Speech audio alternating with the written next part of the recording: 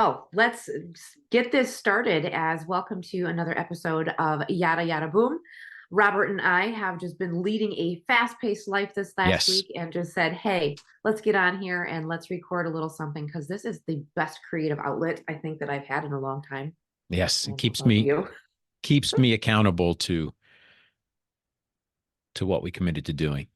which is really, really fun. And you just passed through town Yeah, I did. I yesterday. was there yesterday, but you were unavailable. The schedule, as we were just talking as well, And the schedule is just insane and sometimes. I have to say, I was in Rockford, Illinois, and it was 42 degrees maybe, and this driving drizzly rain, driving from the side. I was trying to keep my glasses from spotting, and I didn't miss living there in that moment. Although today it is blue skies and sunshine. Okay. It's not warm, but it's blue skies and sunshine. So it makes us pretend that it's nice here. But anyway, so we were going to talk today about something called perfectionism. And I think the both of us have had different levels of this kind of in both our professional and our personal lives. And so I just thought it was a fun thing to kind of talk about and figure out what kind of places have you personally identified where you're a perfectionist? How has that related into your personal and your professional life? I know that Yep. I have had some experience as well with that. So being a in process of being less perfect kind of person, where have you found your life kind of aligning with that perfectionism trait? Yeah, I pulled up a website very well. And that's what we do. We Google everything, and soon it'll all be Chat GPT or something else. Anyway, I pulled up something on Very Well Mind, and I'll post some of this 10 signs of perfectionism.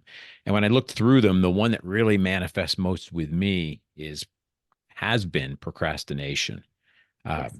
There's certain things I'll just make a decision and move forward, but there's other things that when I get trapped by the perfectionist mindset, I'll just procrastinate. I just won't start doing. And that's part of the reason I wasn't doing the podcast for so long. I wanted it to be perfect. I didn't think it was perfect. And Mhm. the very fact that I'm doing the podcast and Kate's helping me, you're helping me by Mhm. making me accountable to doing this every week. That helps to break some of the perfectionism for me. Uh, Awesome. and also kind of OCD traits that you might think of when I read this article that's in front of me on my mobile. Mhm. Where is it? It's right here. There it Um, is. yeah, it it's clearly some of those things that I would consider like a compulsive disorder are signs of perfectionism as well. Yes. And just doing this podcast for me is a way to therapeutically break some of the perfectionism. It's just like we have to do it and make it better, incrementally better, one step at a time. And that's uncomfortable for me. I want it to be perfect out of the gate. I have suffered with the exact same types of things. And I will say that over the years, really starting to understand myself and understand that this is something that I don't have to continue to do, I still find myself doing the same exact thing. So for like this podcast, over the last 8, 9 years, I've been speaking, in front of people often. And so I'm just like, just put me up there. Let's Right. go. I don't need to have prep anymore because I'm not trying to be perfect. I'm just trying to be in the moment and relay a message and have a good time. And so, like this podcast, when you asked, I was just like, okay, Rob, let's just not script this. Let's Right. just do it. And we don't need all the fancy things. Yes, it'd be great to have them someday, but as we learn and practice Yep. and just become that better version of the human that we are trying to Yes. be, I think that hopefully we'll both break some of that perfectionism. And isn't that one of the boom moments possibly that it's just about doing it, putting yourself out there and doing it. You were reasonably comfortable doing this. I've become more comfortable doing it. I've always been told that I have a radio voice, a great voice, Yes, you do. and people said you should podcast, but I went right into the video podcasting or video casting, and in front of the camera it's a different world. I'm hyper Yeah. focused, all right, becoming less hopefully, but hyper focused about where are my hands, what am I looking at, what are my facial expressions, am I Right. smiling, am I not smiling, am I looking away, am I looking down? And I've done company videos too, so same thing, you're trying to show a product and where are your hands and all of these things, so there's a lot more to it, and I always want it to be perfect. It's like I want to be great right out of the gate. And I'm like that on almost everything. I want to be great right away. And I don't allow Yep. myself that chance to kind of grow into it and learn. But I have been doing that more and more. And through Mhm. life, one of the things at the end of the article, it says how to deal with perfectionism, and that self-critical part of me that comes up with being a perfectionist, and that is mindfulness or cognitive behavior therapy, which to me are almost the same. CBT, Right. I studied it a little bit. It is a tool to help a family member that I thought would benefit from the therapy, but it's basically just being mindful, and Yes. and saying, okay, why am I procrastinating on this, or why am I fussing so much over this? Yep, 1,000%. I think it's one of those things where I've been working on levels of consciousness and all of the things that are so subconscious, those traits that you have, those repetitive types of things where, okay, I'm procrastinating because I'm trying to be perfect. We've slowed it down. So that's more of your consciousness. But then starting to realize that when you're in that little cycle, you can ask yourself some questions and you can catch yourself in that and you can become incrementally better Right. at that. So, definitely for me, especially with, you know, learning how to lose weight correctly and getting to a healthier self. And then I was teaching people how to do what I do. And it's incredibly overwhelming because, of course, you want to present yourself as the expert. Right. I know all the things. Let me show you my ways.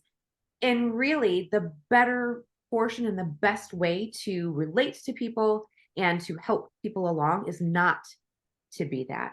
It's to be the human that's just like, okay, we're just going to do this. We're going to learn along the way. And sometimes we're going to have missteps. And instead of doing that shame, blame, like, oh, I should have known how to do that. What's Right. wrong with me? I'm more professional than that. Instead, be like, oh my gosh, isn't that interesting?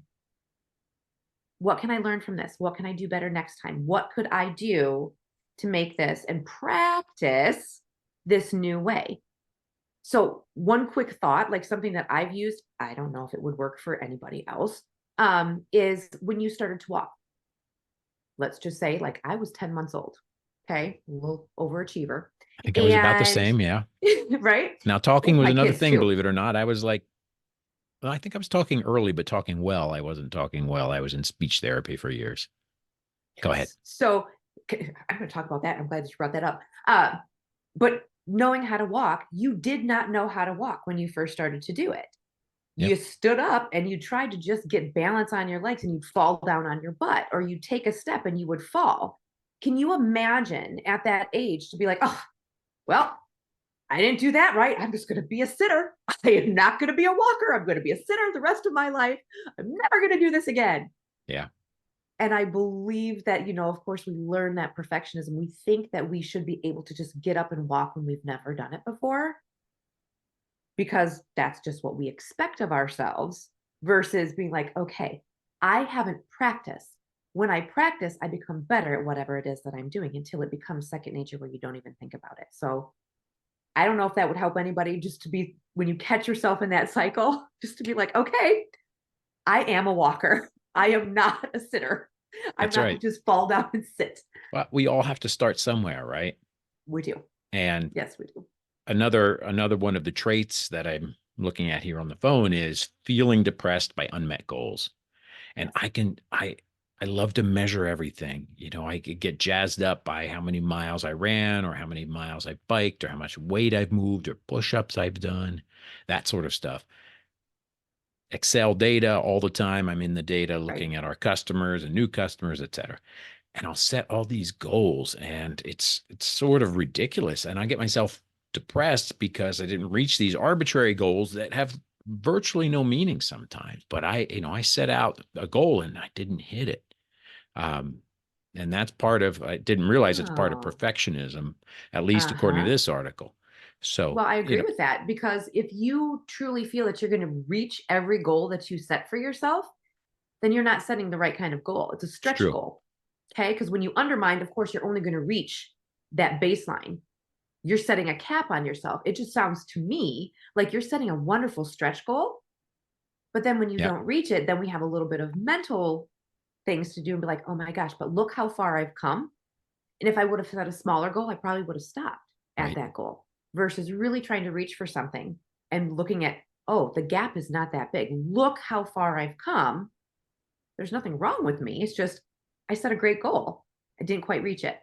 And have some better self-talk maybe Yeah, after yeah. that, Mr. This was an Data. interesting topic. I only took a few minutes to kind of refresh my memory because to me, perfectionism manifests itself certain ways. Being highly critical was another one on the list that is clearly me.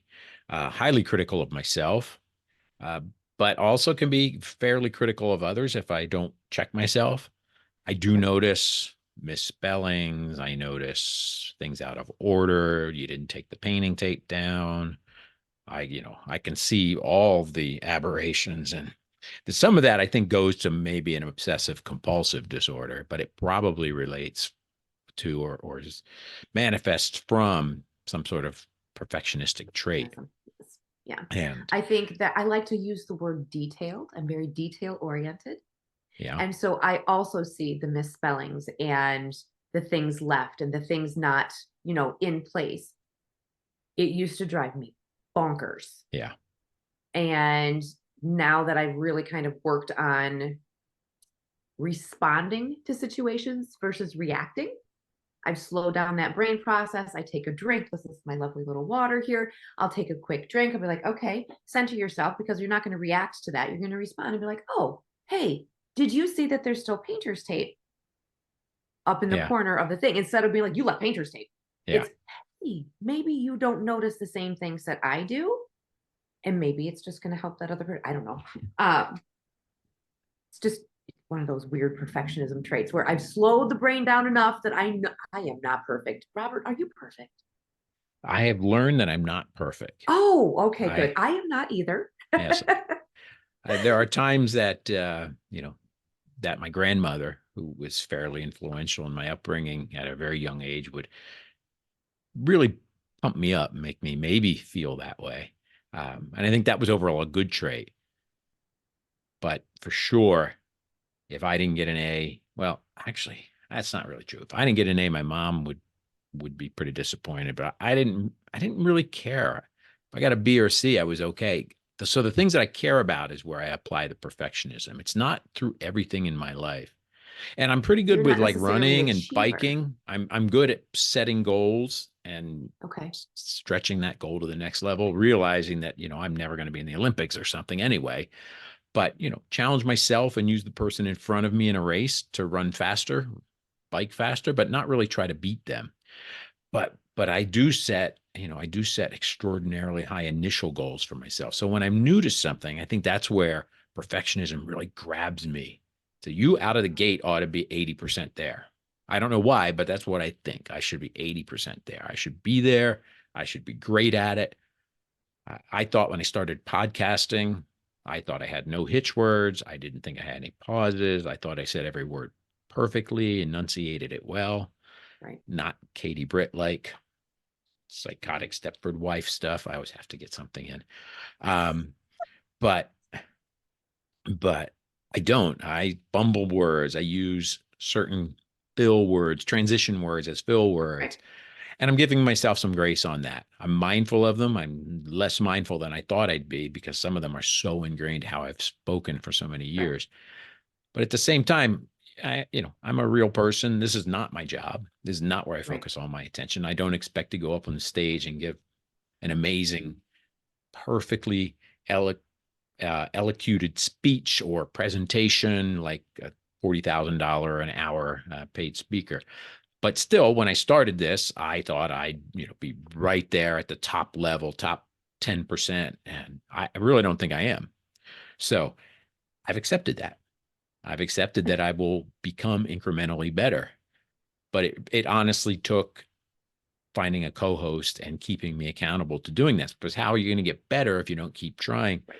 And I was Right. I was wondering, I'm going back to the having unrealistic standards. So you coach a lot of people in their mindset with, I would say, as I understand it, at least with the thought of improving their health, which oftentimes means diet.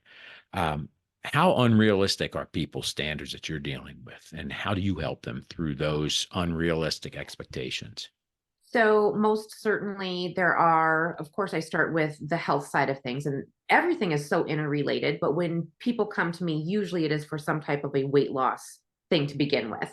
Um, and so the expectation for many people in the perfectionist world is I am going to start this, I am going to drink a glass of water, and I'm going to be 50 pounds down. Right. And I'm not joking when I say that because literally I only lost 6 pounds this week. And I'm like, ooh, Yeah. we just use the word only.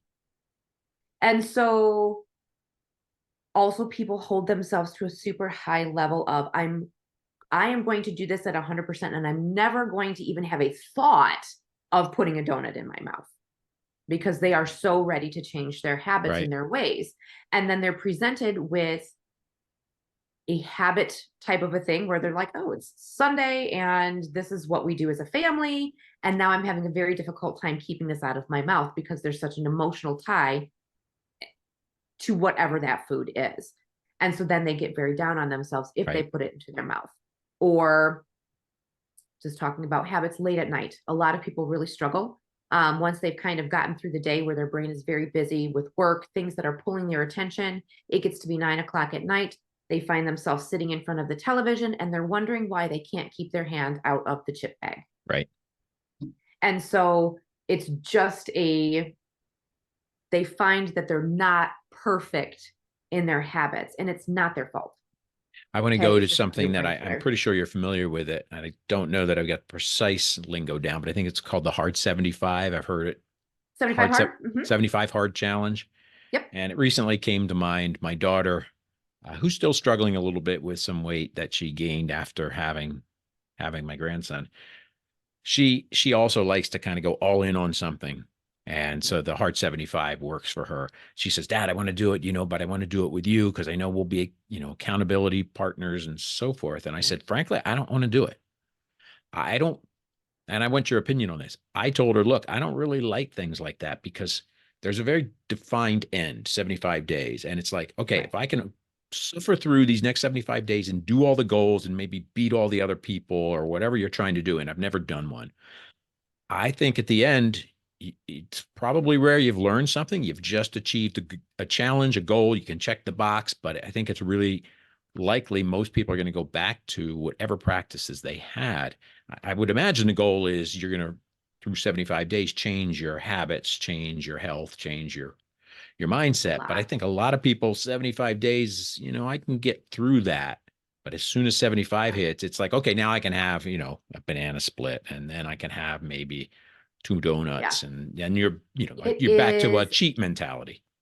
Yeah. So there's so many layers of what you just asked. And depending upon the person's personality, where they're currently at in their health, what they need to actually get over the hump of whatever it is that they're in, sometimes 75 hard can help. It actually is a mental toughness type of a thing Right. versus whatever. So picking the six things that they have you do, it's two workouts a day. One has to be inside, one has to be outside, and they have Right. to be at least 45 minutes. Your nutrition needs to be on point. Um, you have to read a personal self-help book every single day. There's those certain things that you do. For some people, it's incredibly wonderful because they're using a different part of their brain and they Okay. are very like you're data driven. So they want to check that box. They want to do whatever. It also, when they're doing it with friends, helps them kind of hold accountability to each other because they don't want to be the one person that doesn't do it. And the Right. brain wants to go back into the lazy little Labrador mode where it's just kind of like, okay, I don't want to do this right now, so I'm not going to. Right. Versus, nope, I must show a picture to my friends that I am out walking at night for my second Right. workout. And so they have to snap a picture and they have to put it in there. So it raises accountability. It's a huge mental toughness challenge. It is not for all people. And then there are different levels. There's a phase two, there's different things that you can do after that. Because if you've done something for 75 days, rewarding yourself with something that you weren't doing is not a reward. And hopefully, maybe if you have a coach, I've coached people through 75 hard, um, that we really work on the mental side of that. That is not I'm going to go reward myself the way that I used to versus I just completed the most mentally tough challenge. I'm going Right. to go get a pedicure. I'm going to go, buy a new microphone for this podcast or a new iPhone or Okay. whatever the thing is that you're looking to do, if they're doing it well and if they're really diving into the deep end with that one. So it's really dependent upon the person, I guess, is the final answer. That's my thought, is it's dependent upon the person. And yeah, for sure, everybody reacts differently to different things. That's my first feel with that is that it would be something that 75 days, that's a fairly long time, but if I set my mind to it, once I lock in, then I'm like, I'm winning, Yeah. I'm If you are, succeeding. But I don't see myself changing my lifestyle. I'm like trying to win something, yeah, for trying to that, challenge myself, really trying to, right. and a lot of my biking, I think we might have talked about this in one of the other episodes. I did something kind of backwards. I did this 125 miles on the Route 125, and it's this really tedious 8.5 mile stretch of downhill, uphill, and you have to climb a lot during it. And it's only a mile from my home. I didn't want people to know I was doing it. I didn't want to put it out there and be accountable because that would have almost ensured that I did it. By only myself and Amma knowing I was going to do it, and maybe one other person, it was kind of like, that is actually harder for me on a very, now this is just it's probably 9 hours of biking or something. um that is harder mentally for me, a more mentally challenging thing, which is kind of backwards, really, because we usually think about Yeah. getting accountability from others. And I finished the Boston Marathon because I didn't want people to see me not People finish. see not finish. But on this one, it was like, no, I don't want people to know I'm doing it because I want to be sure I'm challenging just myself, because I could easily bail out by challenging just myself and no one would know. And I did it. And I'm proud of you for that, because that is I a barely mental walked. toughness. My calf just about exploded at the end, and it Oh, wasn't even sore. But from all the tension, once I stopped the left calf, it's like, I literally crawled home, literally on the bike. right. Like I could barely pedal. I had one foot in the clip and the other one spinning. Oh my Um, goodness. it was harder than I thought it would be because of all the consistent climbing. But Cons- so it's kind of yeah. backwards what people think. But I might be wired slightly You are differently. wired slightly different. Most Yeah. people, when they are going to be doing something like that, the reason that they would not tell somebody else that they're doing it is because they're giving themselves an out. Because if Right. nobody else knows, they can do what they've always done and just lie to themselves. Like, oh, I really want to do this. And it's too hard. I'm not going to Yeah. do it. And then it doesn't matter because nobody knows. So when people get on to a health journey, they're like, I have already told people that I'm going to lose weight 50 times and I've never done it. And so Yeah. I feel badly about myself. I'm not going to tell anybody else that I'm doing it because I'm just going to fail again. So that's Right. one of the thought processes. Um, Another one that is very difficult for many people to overcome is really to take a look in the mirror at themselves. So when they are presented with a challenge of, I'm going to do this, you're an all in kind of person. When I decide I'm going to do it, I just do it.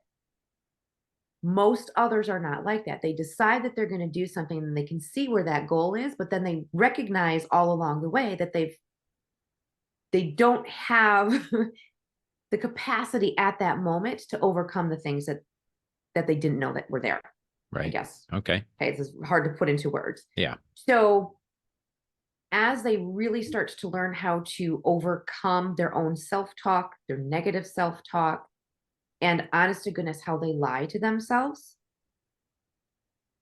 most of that is it's huge. Okay. Most people lie to themselves excessively throughout the entire day. I am going to Example? complete. So if they're going to say, I am going to, let's just say for the week, I'm going to use food a lot because I'm a nutrition coach. So I'm going to make dinner every single night this week. I have an entire plan of Monday is steak, Tuesday is tacos, Wednesday is fish. Got And we it. get to Wednesday and they're like, I am too tired. I didn't do it. Okay. Yeah. And they have that moment and they let themselves off the hook and they're just like, I'm just going to McDonald's. I'm too tired. Right. And so they just allow themselves this old cycle and pattern of behavior because it's easier to just say, oh, I was going to do that, but my day was too long at work. And then there was that person that yelled at me. And then there was the car that pushed their brakes. And then the wind blew. Hmm. And so I'm not going to do it today. You've got me thinking, and I was wondering, haven't really studied this because, if you said, we just kind of said we're going to talk about perfectionism. So I Right. pulled up a website 20 minutes before we joined the Zoom here. And I've noticed with many people, and it can be related to any number of things, where set out to do something and then something knocks them off center. Like you said, Right. I'm too tired. I had to pick the kids up at school. I had a flat. So I didn't achieve my goal. So therefore, the whole day's a bust. And Exactly. food is probably the easiest way to understand that. Like, okay, Mhm. I had a candy bar. There was a little party, or it was Halloween, so I grabbed one. And now, since I blew it, well, then I am completely off. Yes. And I joke about people in my life that I can find them in another time zone. They've run so far away from what they intended. Yes. They use that as, I don't know if it's punishment or an excuse to kind of like cheat, so to speak. But I've noticed that it's like it just compounds. It makes it so much worse then. And that could Mhm. be, you're not reaching your perfectionistic goal. So therefore you're almost punishing yourself by, Sure. Mhm. It's easier to do the old way than it is to do the new way. It's also easier to talk badly to yourself and tell yourself that you're such a horrible human being because whatever happened. And then there's the all or nothing where it's just like, well, I just like you said, I screwed that up. I might as well screw up the rest of the day, the rest right, of the week, the rest of the month, the rest of the year, depending upon where they are mentally. So when you're overcoming that perfectionism brain, when you're starting to recognize that you are just a human, you can start saying to yourself, oh, isn't that interesting? That exists inside of me. Now what? What could I do differently next time presented with the same thing? Oh, well, I could have looked at my schedule and recognized that that's my long day on Wednesdays. And so maybe if I were to prep something earlier, it could just be a heat and be done right. for the dinner so that it's not an option to be like, I'm too tired, I'm going to McDonald's. Yeah. Um, and so there's so many different layers of that with the perfectionism and with the thought processes behind it. But I think the both of us doing this, starting to recognize those unconscious behaviors, trying for those new ones, practicing those, recognizing we're not just sitters, that we do want to walk and we're just going to keep incrementally doing better. Yeah. I can It's like certainly that. say that I've addressed a lot of my idiosyncrasies that have manifested out of the professionalism. For sure, I've been a workaholic, and I've often have various goals as the day starts, and that carries over to the weekend. And it can be work related, but I need to have like one task knocked off. If I don't knock off a task, then I can be depressed. I can be out of sorts. And in my previous marriage, when I was raising kids at the same time and traveling 110, 120,000 miles a year by air, I would set goals for myself. Like, I'm going to balance a checkbook, or my fitness was always on point. That always took priority, but it'd be like, okay, I've got this one file I need to do. I'm going to balance a checkbook, write some checks. There were days when you'd write a check. I don't know how many people Still remember do. that, but if I didn't get them done, I'd be in a shitty mood, basically. Uh-huh. And it took me a while to realize that that's really what I was doing. I was setting goals for myself. I wasn't communicating that to my now ex-wife, and she'd have plans for the day that she didn't communicate to me. And I would usually roll with it because I was the guy who traveled a lot and didn't see the family. So I felt guilty, and I ought to just suck it up. And on 10:30, I'll get it done tonight. And, I didn't normally. And then I'd be mad at myself and beat myself up. Uh, and that's how perfectionism and the I don't know what you call it. I was going to say self-harm. It's not self-harm, but that's how I would Self-deprecating behaviors. Yeah. beat myself up, at least mentally. But then I'd be a real cranky, difficult person to deal with. Yes. Hey, So, we all real life. What's your dog's name again? Murphy. Murphy. Yes. And Murphy's I'm Law. Hey, it's Murphy's that Law. 4:30, that Yeah. 4:30 is here. So, well, I'm really glad that we talked about this today. For sure, we have lots of things that we're still going to Yep. overcome. Hopefully, this helped somebody out there think of something a little bit differently or just kind of relate Yep. the way that we've kind of lived our lives. So, with that being said, let's just keep being a better human every single day. And this goes to being incrementally better, doesn't it? It So let's does. be incrementally better every day as well. Sounds good to me. We'll talk Well, soon. you and everybody out there have a great weekend. Take care.